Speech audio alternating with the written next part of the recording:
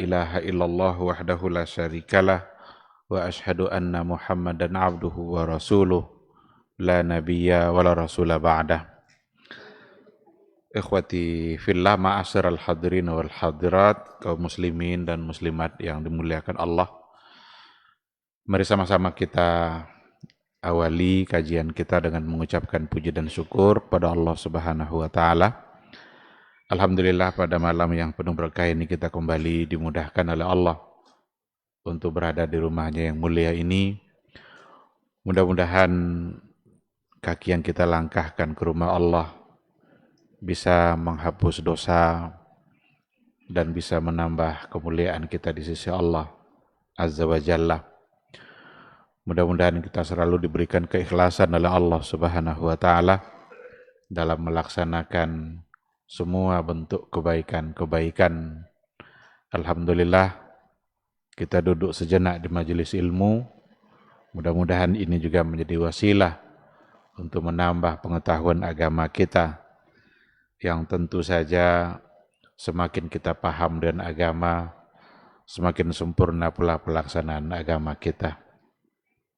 Sama-sama kita juga harus berselawat dan salam untuk Rasul kita yang mulia, Nabi Muhammad sallallahu alaihi wasallam. Allahumma salli ala Muhammad wa ala ali Muhammad. Mudah-mudahan kita adalah orang-orang yang senantiasa bangga untuk berada di atas sunnahnya, senantiasa bersemangat untuk mendalami hukum dan aturan-aturan yang telah beliau ajarkan, karena tidak ada jalan selamat selain daripada jalan yang telah beliau gariskan. Barang siapa yang mencoba untuk mencari jalan lain selain daripada itu, maka pasti akan menyesal, pasti akan merugi, dan itu semua akan tertolak di hari akhir kelak. Kita berharap mudah-mudahan sampai akhir hayat nanti kita istiqamah berada di atas sunnah Rasulullah sallallahu alaihi wasallam, dan kita berharap mudah-mudahan di hari mahsyar kita semua insyaallah sama-sama mendapatkan syafaat dan pertolongan dari Rasulullah atas izin Allah Subhanahu wa taala. Ikhwati fillah, ma'asyiral hadirin wal hadirat, rahimani Allahu wa iyyakum. Kembali kita pada malam hari ini melanjutkan kajian fikih kontemporer yang dalam hal ini berhubungan dengan masalah-masalah zakat.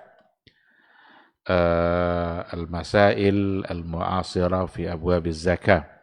Masalah-masalah kontemporer yang berhubungan dengan bab zakat.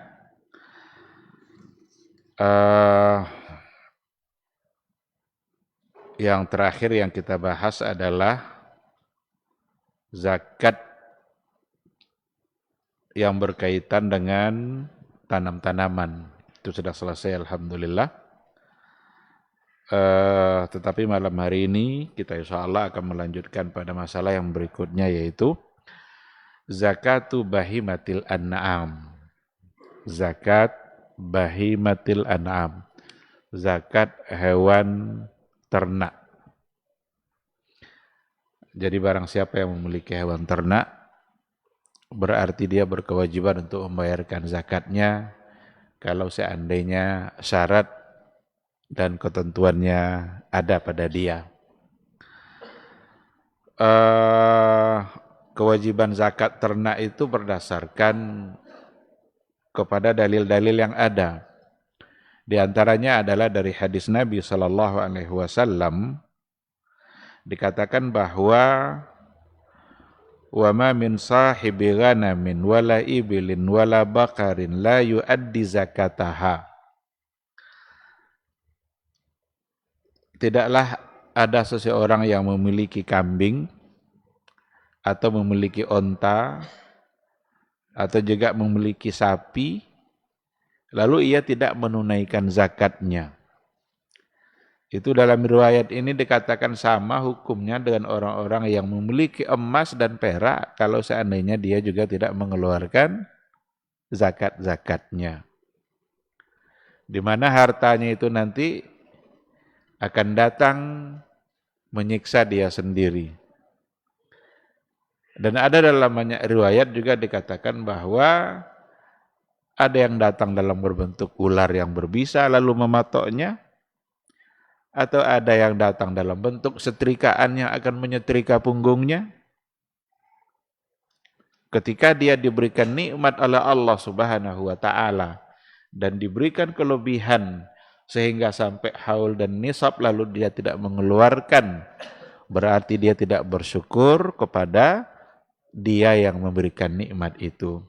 Sehingga riwayat itu dijadikan alasan oleh para ulama untuk mengatakan bahwa hewan ternak salah satu dari harta yang wajib untuk dizakatkan. Dikatakan yustaratu lizzakati fi bahimatil an'am asyurutul khamsah asabiqah. Untuk zakat hewan itu, hewan ternak itu syaratnya sama dengan syarat pada zakatul amwal secara umum. Yaitu ada 5 syarat. Yang secara umum yang ada juga pada harta-harta zakat yang lain. Apa yang 5 itu? Pemiliknya Islam sebagai seorang muslim. Berarti tidak ada kewajiban zakat kalau seandainya dia tidak muslim. Orang kafir tidak wajib bayar zakat. Berdosakah? Tidak wajib dong. Dosa kufurnya itu sudah melebihi segala-galanya. Jadi dengan kekufurannya itu aja, itu dia sudah berada pada peringkat pertama orang yang durhaka kepada Allah Subhanahu wa taala. Karena kalau dibayarkan pun zakatnya dia tidak akan dapat pahala juga. Puasa tidak wajib dia, karena kalau puasa pun dia tidak berpahala.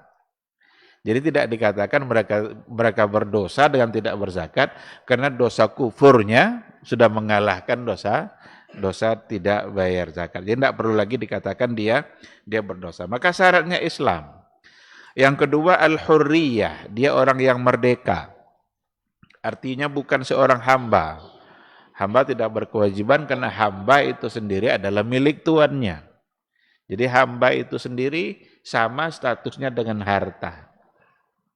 Dia boleh dijual oleh tuannya. Begitulah status hamba pada masa dahulu. Wa milkun nisab. Sampai nisabnya. Harta yang dia miliki itu sampai nisabnya. Wa tamamul milki. Tamamul milki itu sempurna kepemilikannya. Jadi kalau belum sempurna kepemilikannya, masih bermasalah, masih ada sengketanya, berarti dia belum memiliki secara utuh barang itu. Berarti tidak diwajibkan. Maka apa yang dia miliki, kalau seandainya milik tam, sempurna kepemilikannya, maka berarti dia berkewajiban untuk membayarkan. Wa mudhil haul, dan sampai haul. Haul itu hitungannya adalah 1 tahun. Ya, ini 5 syarat yang harus ada pada zakat harta secara umum, termasuk diantaranya adalah pada hewan ternak atau bahimatul an'am. Akan tetapi ada 3 syarat tambahan. Ada 3 syarat tambahan untuk hewan ternak yang harus ada juga, selain daripada yang 5 tadi. Yang pertama adalah antakuna min bahimatil an'am. Dia adalah masuk dalam kategori hewan ternak yang telah ditetapkan oleh syariat sebagai hewan yang wajib dizakatkan. Dan hewan ternak di sini hanya mencakup 3.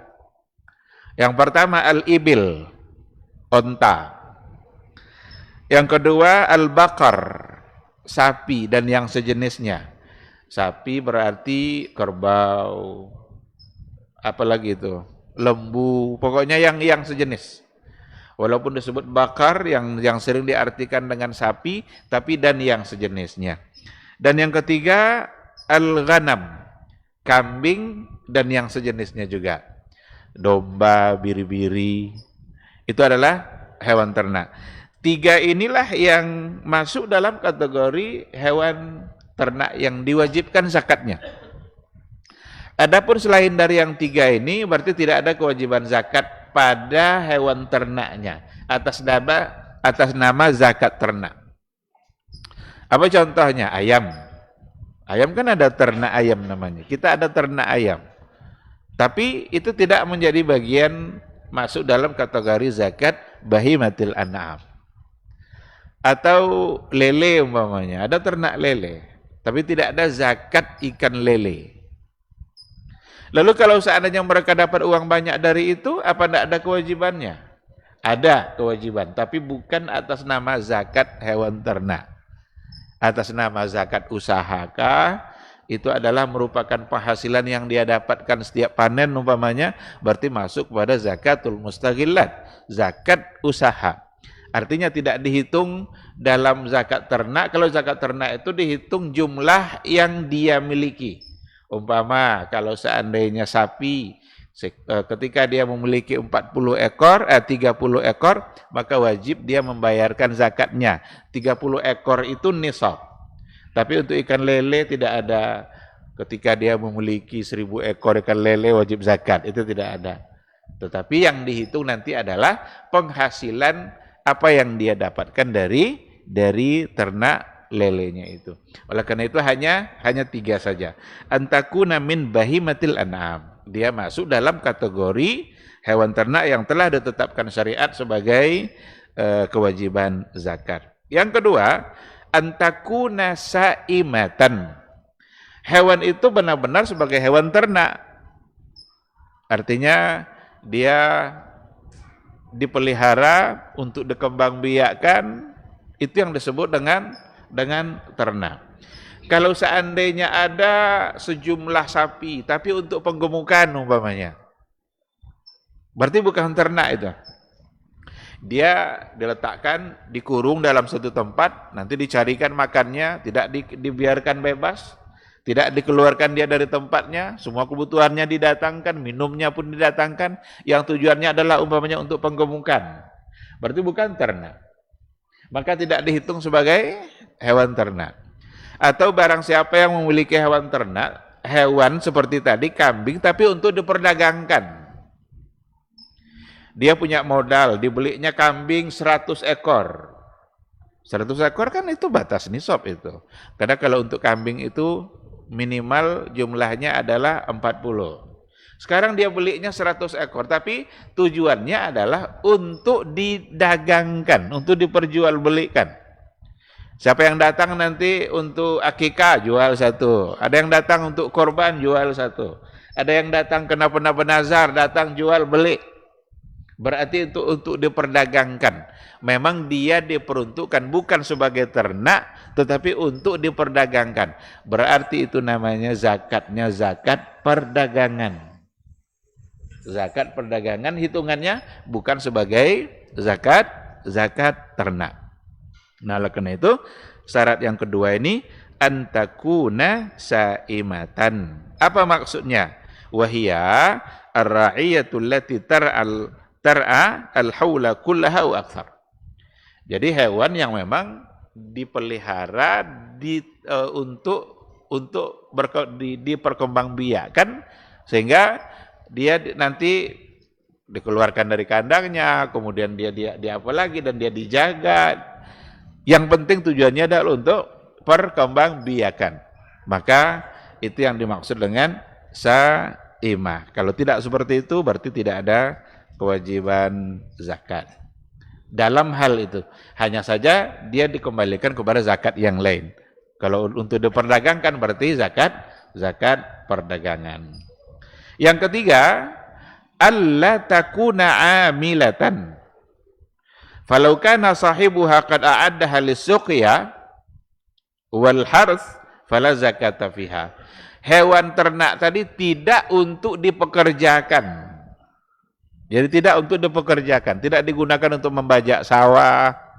Kalau dia sudah dipekerjakan seperti itu, yang dipekerjakan tidak dihitung. Tidak dihitung dalam angka yang akan dikeluarkan zakatnya. Berdasarkan kepada hadis Rasul sallallahu alaihi wasallam, Nabi mengatakan laisa fil bakaril awamil sadaqah. Laisa fil bakaril awamil. Tidaklah ada sedekah di sini artinya adalah zakat. Tidak adalah kewajiban zakat pada sapi-sapi yang dipekerjakan. Maka syaratnya alla takuna amilah.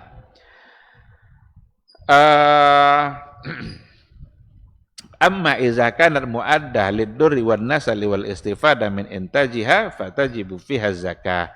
Tapi kalau seandainya dia dimanfaatkan untuk sapinya nanti susunya diperah, dia ternak. Tapi juga nanti untuk sapinya kadang-kadang diambil dan bisa dimanfaatkan, maka tajibu fiha zakah, maka tetap ada kewajiban zakat padanya. Yang dipekerjakan tadi itu seperti sapi-sapi yang digunakan untuk membajak sawah. Nah, inilah syarat tambahan yang harus ada untuk zakat bahimatul an'am, zakat hewan ternak. Berapa ukuran nisab untuk hewan ternak? Yang pertama, nisab untuk onta, ibil. Dikatakan an-nisabu fil ibili yubda fi khamsin minal ibil. Jadi nisab untuk onta itu dimulai dari angka 5. Barang siapa yang memiliki 5 ekor onta, tetapi dari 5 sampai 24 itu belum dikeluarkan dalam bentuk ontanya. Tetapi barang siapa yang memiliki 5 sampai 9 ekor onta, maka ukuran zakatnya adalah syatun. Syatun itu 1 ekor kambing. Jadi kalau dia punya 5 sampai 9, maka ia mengeluarkan zakatnya 1 ekor kambing. Tidak dalam bentuk onta. Baru dalam bentuk ontanya yang dikeluarkan kalau seandainya nanti dia sudah memiliki 25 ekor onta. 10 sampai 14 dia harus mengeluarkan 2 ekor kambing. 15 sampai 19 salasu syiyah, 3 ekor kambing. 20 sampai 24 arba'u syiyah, berarti dia mengeluarkan 4 ekor kambing. Atau yang seharga dengan 4 ekor kambing. Kalau sudah memiliki 25, maka dia mengeluarkan bintu makhat. Bintu makhat itu adalah onta betina yang berumur lebih dari 1 tahun. Jadi kalau dia sudah punya 25 ekor onta, barulah ada kewajiban 1 ekor onta betina, laha sanatun wahidah, yang umurnya sudah penuh 1 tahun. Berarti 1 tahun lebih. Kalau dia punya 36, berarti ini 25 sampai 35. Nah, kalau dia punya 36, maka ia mengeluarkan bintu labun. Bintu labun itu artinya adalah unsal ibil allati laha sanatan. Onta betina yang berumur 2 tahun penuh. Berarti 2 tahun lebih. Kalau dia punya 46, berarti 36 sampai 45. Itu yang tadi. Kalau dia punya 46, ia mengeluarkan hiqqah. Hiqqah istilahnya. Hiqqah itu adalah unsal ibil allati laha salasu sanawat. Onta betina yang umurnya 3 tahun. Jadi sedikit-sedikit sebenarnya perubahannya. Kalau dia punya 25, itu 1 ekor juga umurnya 1 tahun. Kalau punya 36, 1 juga, tapi umurnya 2 tahun. Kalau dia punya 46, hiqqah, 1 juga, tapi yang berumur 3 tahun. Maka kan kewajiban zakat ini memang dari dulu sudah kita katakan sangat tidak memberatkan. Sangat tidak memberatkan. Persentase dari semua zakat yang ada itu tidak ada yang memberatkan. Nah, kalau seandainya dia punya 61. Dia mengeluarkan jaz'ah. Jaz'ah itu adalah onta betina allati laha arba' sanawat. Onta betina di mana umurnya 4 tahun. Penuh 4 tahun. Itu kalau dia memiliki 61 ekor onta. 61 ekor onta hanya dikeluarkan satu, tapi yang berumur 4 tahun dari onta betina.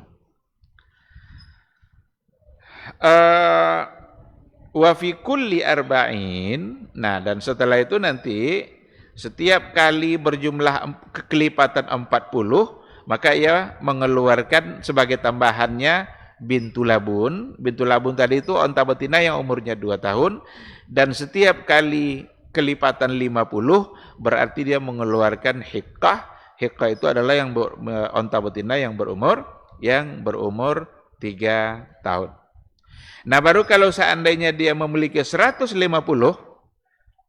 kalau dia memiliki 150 ekor, fazakatuhu salasu hiqaq. Maka zakatnya adalah dengan mengeluarkan 3 hiqqah. 3 hiqqah itu berarti 3 onta betina yang berumur 3 tahun. Itu kalau dia memiliki 150. Dari 150 ekor, berapa kalau diuangkan 150 ekor itu? Dia hanya mengeluarkan 3. Dan yang berumur 3 tahun, hiqqah berumur 3 tahun. Begitulah nisab dari onta. Dan kalau sampai haul, yang dihitung haul itu yang aslul ibil, yang asalnya. Adapun yang anaknya nanti, anaknya itu sama dan keuntungan, di mana itu tetap tidak menunggu haul.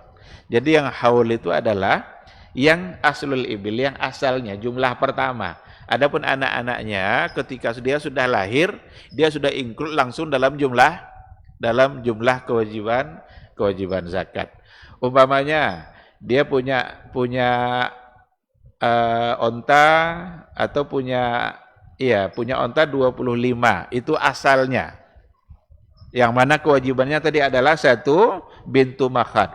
Nanti yang 25 ini sebulan menjelang ini melahirkan. Melahirkan kan berarti belum sampai 1 tahun itu, belum sampai haulnya.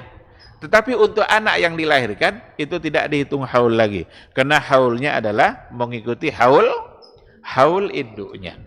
Begitu juga nanti dengan sapi, kerbau dan lain sebagainya. Umpamanya kalau sapi nanti akan kita tengok 30 batas kewajiban zakat. Kalau sampai 30 berarti wajib. Nah, atau 29 umpamanya.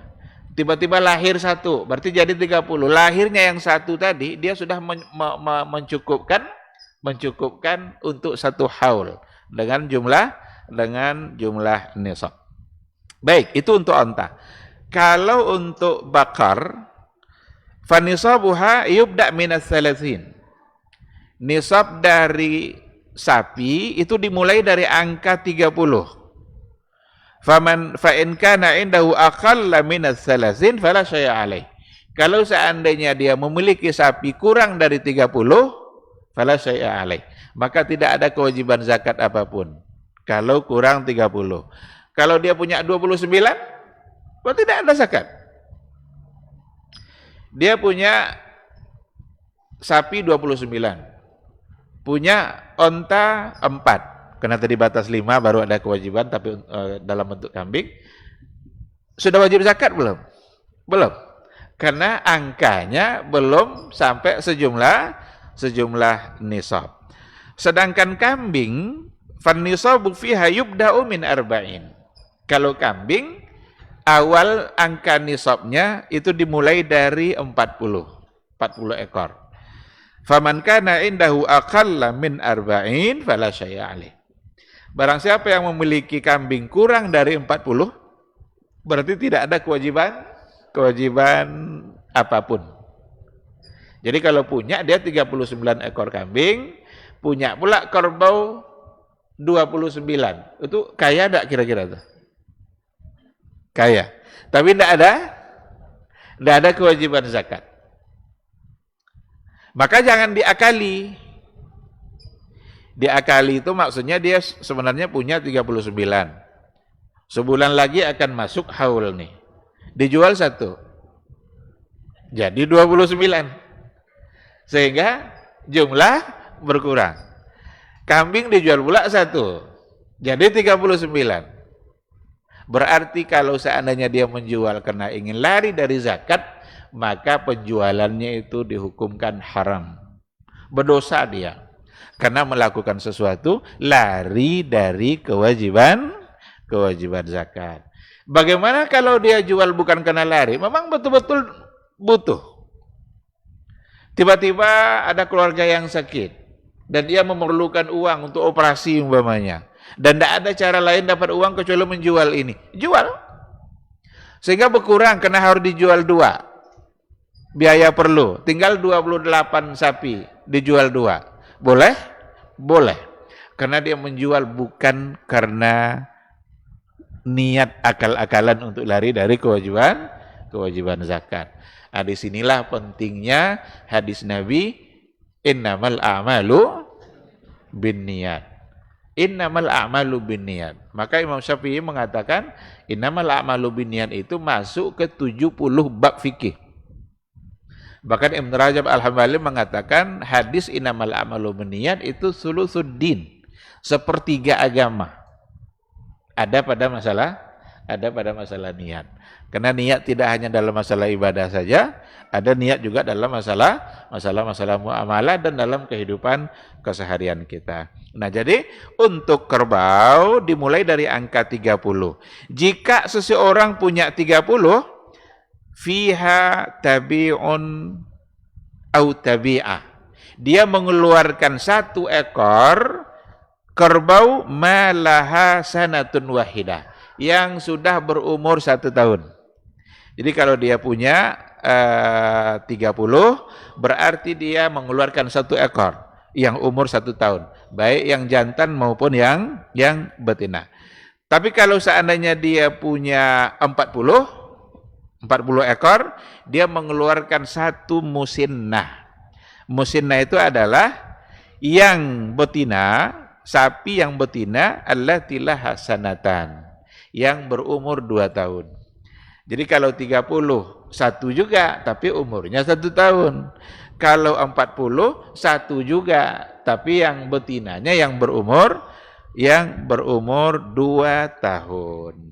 Nah, nanti setiap kali kelipatan 30 berarti 2. 60 keluarkan 2 yang tadi itu yang 1 tahun. 90 berarti keluarkan 3 yang berumur 1 tahun. Dan begitu juga setiap kali kelipatannya nanti yang apa? Wa fi kulli arba'in musinnah. Dan setiap kali kelipatan 40, maka ia mengeluarkan musinnah 1 ekor yang berumur 2 tahun. Gitu dia. Kalau kambing, nisabnya dimulai tadi dari 40. Barang siapa yang memiliki 40, maka ia mengeluarkan 1 ekor. Dan kalau 121, 2 ekor, 201, 3 ekor, 404 ekor, setiap kelipatan 100 berarti nambah 1. Kalau dia punya 500, berarti 5 ekor. Kalau punya 600, berarti 6 ekor. Setiap kelipatan 100 dia menambah 1. Barangkali di kita enggak jarang membayangkan orang punya ternak kambing sampai sejumlah segitu. Yang dalam artian ternak. Tapi kalau dalam artian modal dagang itu mungkin ada. Ada orang punya modal besar, dibelinya kambing sampai 200 ekor. Nanti untuk diperjualbelikan. Itu mungkin ada. Tapi dalam bentuk ternak, di kita saya kira mungkin akan sangat jarang sekali. Mungkin saja tidak ada. Tapi kalau seandainya kita ke Arab sana, tidak mustahil kita melewati kalau pakai bis dari Madinah ke Mekah, tiba-tiba ada satu lapangan itu kambing semuanya. Nah itu milik satu orang.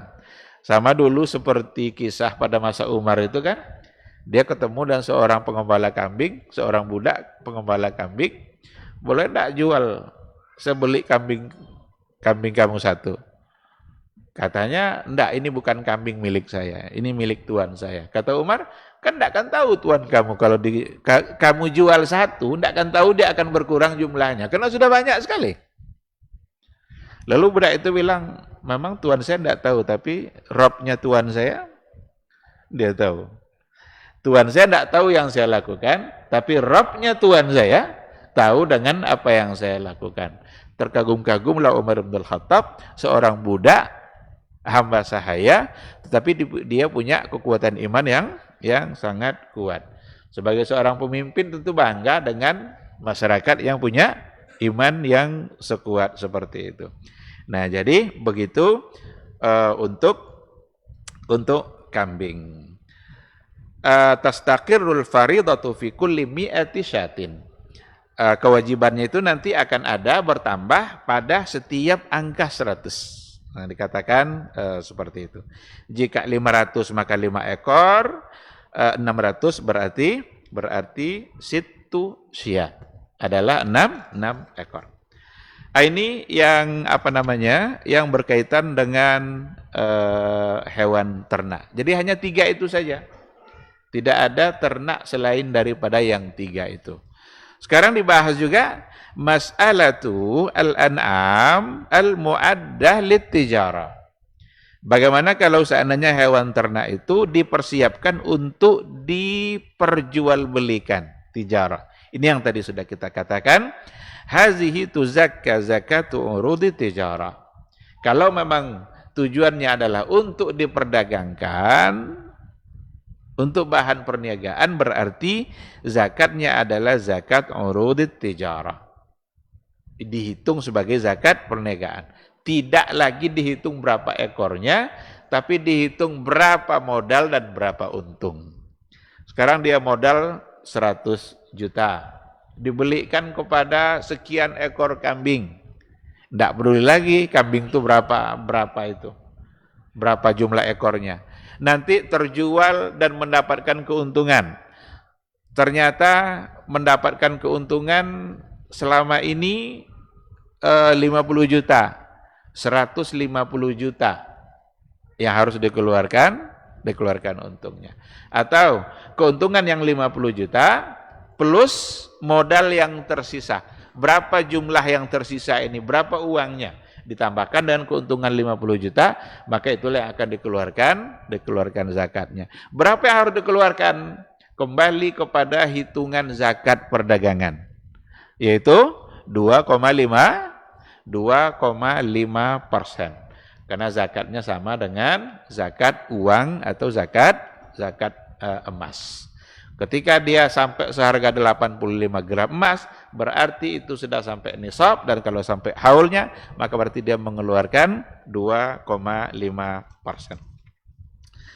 Baik, sekarang kita masuk pada persoalan zakatu al-malil haram. Menzakatkan harta haram. Apakah harta haram ada kewajiban zakat? Atau tidak ada kewajiban zakat? Ini ada pembahasannya dan dirinci oleh para ulama pembahasan itu. Dikatakan bahwa al-malul haram allazi yakunu indal insan ala nau'ain. Harta haram yang ada pada manusia itu ada 2 macam. Al-awwal malun muharramun li'aini. Harta haram, haramnya itu memang kena zatnya. Wasani, dan yang kedua, malun muharramun likasbihi. Harta yang hukumnya haram, tapi bukan kena zatnya yang haram, tapi cara mendapatkannya. Berarti ada 2. Haram kena ainnya yang haram. Apa contoh harta yang ainnya haram? Anjing, babi, Itu berarti ainnya yang haram. Kalau yang haram karena kasbihi, cara mendapatkannya, iya, itu diantaranya. Korupsi, maling, riba, harta riba, berarti likasbihi, menipu orang, mengambil hak orang secara zalim, itu semua adalah masuk dalam kategori haram karena kasbihi. Nah, ternyata diberikan penjelasan itu hukumnya berbeda antara dua poin tadi itu. Ammal malul muharram li ainihi fa huwal malul ladzi takunu ainuhu manfaatuha muharramah. Harta yang haram secara aini tadi itu adalah harta yang tidak boleh kita manfaatkan memang, karena ainnya yang haram. Babi tidak boleh kita manfaatkan, tidak boleh kita makan juga. Anjing tidak boleh juga untuk kita makan. Khamar tidak boleh diminum. Berarti khamar itu ainuhu muharram. Dan juga dikatakan di sini wa alatul lahwi, alat-alat musik. Itu ainunya yang haram. Wal mayyitah, bangkai, itu ainnya yang haram. Masuk waktu Isya. Kita akan jawab dulu suara azan, insyaallah kita sambung nanti.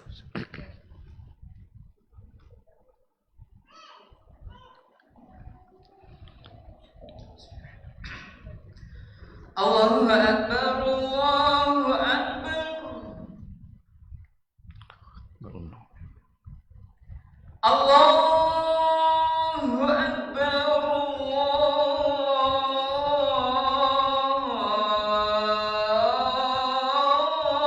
Akbar. Asyhadu an la ilaha illallah.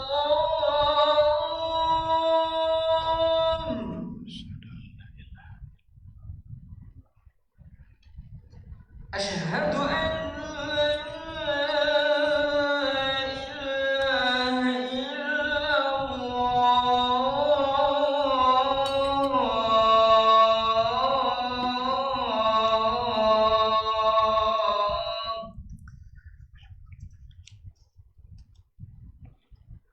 Asyhadu anna Muhammadar Rasulullah.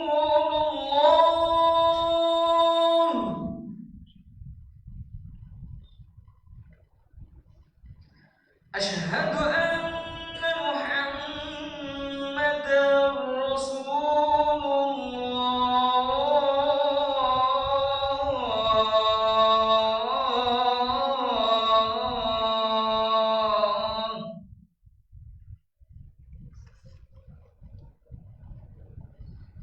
Hayya 'alas shalah.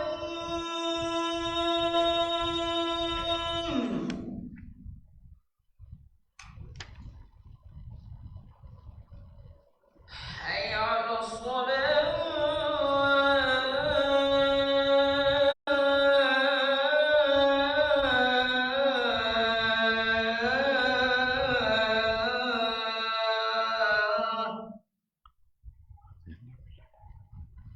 Allahu Akbar,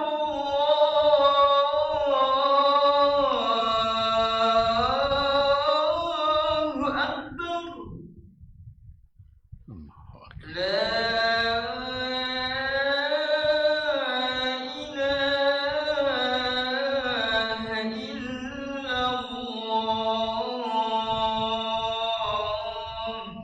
La ilaha illallah Muhammadur Rasulullah sallallahu alaihi wasallam.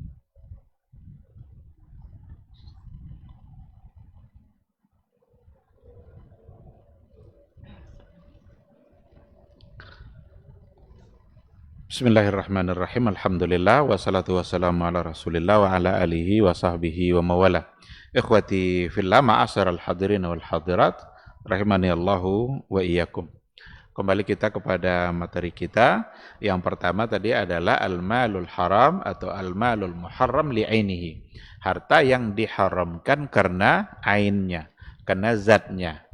Anjing, babi, bangkai, termasuk di sini alatul lahwi, alat-alat musik, di mana harta-harta seperti ini tidak baik dalam memilikinya.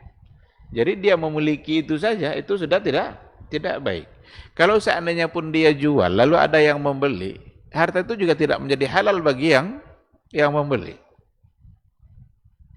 Oleh karena itu, harta-harta seperti ini tidak pantas untuk dimiliki karena ainnya yang muharram, ainnya yang haram. Maka tidak ada kewajiban zakat. Zakat itu kan tujuannya untuk membersihkan harta. Harta-harta ini nggak akan bisa bersih dengan zakat. Karena memang ainunya yang, zatnya yang haram. Bahkan dikatakan di sini tidak cukup hanya pemiliknya untuk sekedar bertaubat saja, tapi harus menghancurkan dan membuang semuanya. Jadi umpamanya bertobat dia, tapi tetap aja babi itu dipelihara. Itu tidak cukup.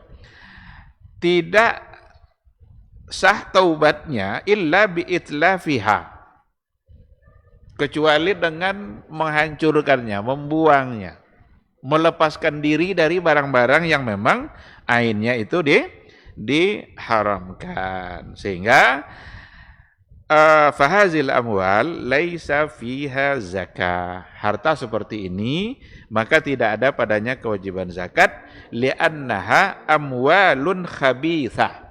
Karena ini adalah harta-harta yang buruk, yajibut takhallusu minha kulliha. Wajib untuk berlepas diri dari semua harta itu. Jadi jenis yang pertama berarti tidak ada kewajiban zakat. Karena di antara fungsi zakat tathhir, untuk membersihkan harta. Sementara harta ini tidak bisa dibersihkan karena memang ainnya yang sudah kotor. Bagaimana kalau seandainya ada dukaan, kedai, warung yang menjual barang-barang keperluan sehari-harian, keperluan makanan harian, cuma di dalamnya tercampur sesuatu yang haram. Apa? Rokok. Contoh di sini rokok. Au ad-dukhan.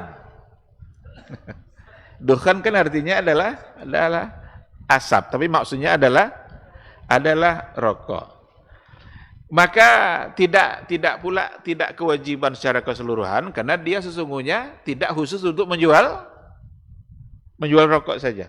Tapi dia memperjualbelikan barang-barang kebutuhan harian, gizi-gizi yang diperlukan sehari-hari, yang seperti ini wajib dibayarkan zakatnya, cuma diperlukan dikarenakan di situ ada sesuatu yang memang tidak haram, dia mesti tinggalkan itu. Jangan perjualbelikan hal-hal yang seperti itu. Bahkan juga dikatakan yang lebih sahih min aqwali ahli ilmi, la zakata fihi li'adami masy'uriyati zakah anil malil muharram li'ainihi. Yang haram ainnya tadi itu dikarenakan masuk kepada harta yang haram ainnya secara zatnya, maka yang itu tidak ada kewajiban zakat.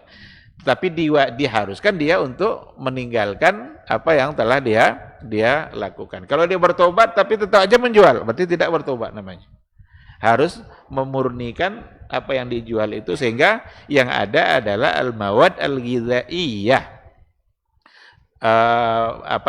Barang-barang kebutuhan nutrisi-nutrisi yang memang diperlukan dalam kehidupan keseharian. Yang itunya berarti wajib untuk dibayarkan zakatnya.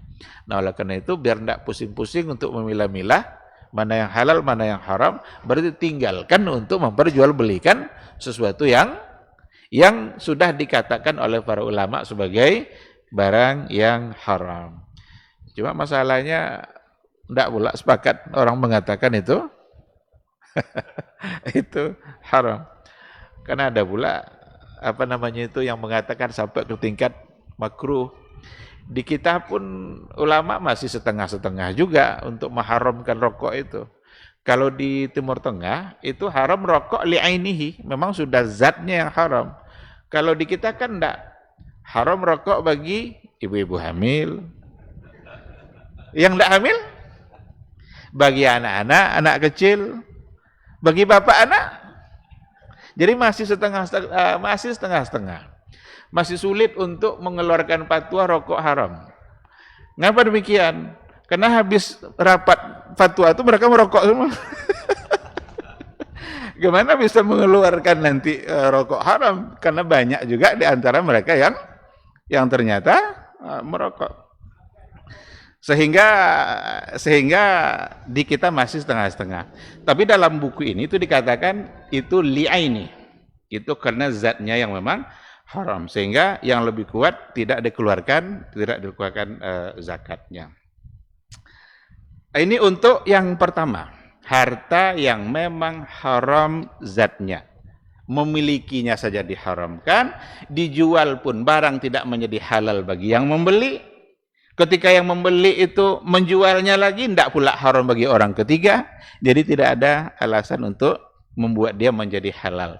Sehingga haram aini itu padanya tidak ada kewajiban zakat.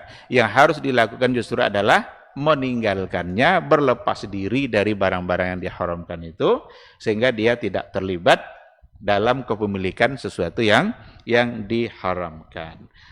As-tsani, yang kedua, ini baru al-malul muharramu likasbihi. Harta yang haram itu karena cara mendapatkannya. Harta yang haram dalam cara mendapatkannya itu dibagi lagi nanti kepada dua. Ada dua bagian. An-naw'ul awal, pada bagian yang pertama, malun muktasabun biduni aqdin. Harta yang didapat dengan cara tanpa akad. Jadi kepemilikannya itu tidak melalui akad. Seperti apa contohnya? Yaitu ya'khuzuhu syakhsu zulman biduni aqdin. Seseorang mendapatkan harta, mengambil harta itu secara zalim biduni aqdin, tanpa akad. Contoh, al-malul maghsub wal malul masruq. Harta yang dirampas, harta yang dicuri, beda rampas sama curi. Beda. Dalam istilah fikih pun beda antara syariqah dengan al-ghasb. Syariqah itu mengambil harta yang disimpan baik-baik, diam-diam secara tersembunyi. Itu syariqah. Tapi ada nanti harta yang dirampas secara terang-terangan. Berarti tidak sembunyi-sembunyi. Maka istilah syariqah itu khusus untuk sembunyi-sembunyi. Malam-malam diam-diam dia intip-intip rumah orang, naik dia ambil barang. Itu syariqah. Al-maghsub bisa saja tidak diam-diam, bahkan secara terang-terangan dia mengambil. Apa contoh harta yang dirampas itu? Seperti tanah, lahan. Dia tidak mencurinya tapi merampasnya. Tanah yang sebenarnya bukan milik dia, tetapi sekarang sudah jadi milik dia, dibuatnya suratnya asli. Banyak tanah sampai 5 surat asli, kalau ke 5. Berarti mereka tidak memilikinya, tidak ada akadnya sama sekali, tidak ada akad pembeliannya. Harta yang dicuri, wal malul mukhtalas, harta yang tipu-tipu, termasuk korupsi di sini. Jadi al-ikhtilas itu adalah korupsi. Di antara maksudnya. Wa nahwi dzalik. Dan yang seumpama dengan itu. Ini contoh untuk jenis yang pertama. Jadi kepemilikannya tidak dengan akad, tapi diambil secara zalim sehingga barang itu menjadi milik dia. Seandainya ada orang yang memiliki harta atau mencurinya, baik dalam bentuk uang atau ghasaba ardan, atau dia merampas lahan atau harta-harta yang lain, maka harta itu adalah harta yang haram bagi dia, tapi haramnya itu bukan karena ainnya, tetapi haramnya itu karena al-akhiz iktasabaha biduni akdin. Yang mengambilnya, yang memilikinya, itu dia mendapatkannya dengan tanpa ada akad. Akhazaha zulman. Dia mengambil secara zalim. Fahazil amwal la tadkhulu tahtal yadi. Berarti harta ini sebenarnya dia tidak memilikinya secara sah. Kalau dia tidak memilikinya, maka dia berdosa. Dan di situ tidak ada syarat kewajiban zakat di situ. Karena kewajiban zakat salah satunya adalah harta adalah milik sendiri dan kepemilikannya itu sah secara syar'i. Nah, sehingga harta yang seperti itu adalah masuk dalam kategori harta yang tidak ada kewajiban zakat. Ada panjang sebenarnya keterangannya. Cuma saya kira tidak akan selesai juga untuk menjelaskannya karena waktu juga sudah ini. Ada baiknya kita undur saja dulu, tapi intinya pada jenis yang kedua ini dikarenakan oleh dia sebenarnya tidak memilikinya, dan salah satu dari syarat harta adalah syarat milkun tam. Dia memiliki harta, bahkan kepemilikannya secara sempurna. Berarti masuk dalam kategori tidak masuk dalam kewajiban zakat. Karena di sini dikatakan fahazil amwal la zakata fiha aidan.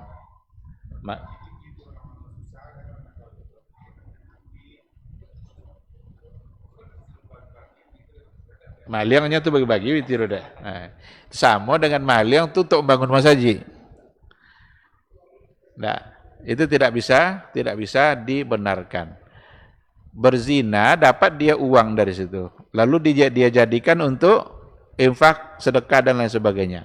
Itu tidak akan membuat perbuatannya menjadi halal. Nah, nanti insya Allah akan kita ulang pada pertemuan yang akan datang. Tapi intinya la zakata fiha aidan, tidak ada kewajiban zakat. Li'anna min syuruti wujubi zakah milkun nisab wa tamamu milki. Karena kewajiban zakat itu adalah sempurna nisab dan sempurna pula kepemilikannya. Sementara harta ini bukan milik dia sebab dia tidak mendapatkan dari akad yang sah. Yang kedua, ada akad tetapi akadnya yang fasid. Nah, nanti insya Allah kita sambung pada pertemuan yang akan datang. Terima kasih. Mudah-mudahan apa yang kita bicarakan pada malam hari ini ada ilmu yang bermanfaat yang bisa kita terima, dan semoga Allah Subhanahu wa taala selalu memberikan kita semangat untuk belajar dan menuntut ilmu serta mengamalkan ilmu yang kita dapatkan. Terima kasih. Subhanakallahumma bihamdika asyhadu an la ilaha illa anta astaghfiruka wa atubu ilaik. Wassalamualaikum warahmatullahi wabarakatuh.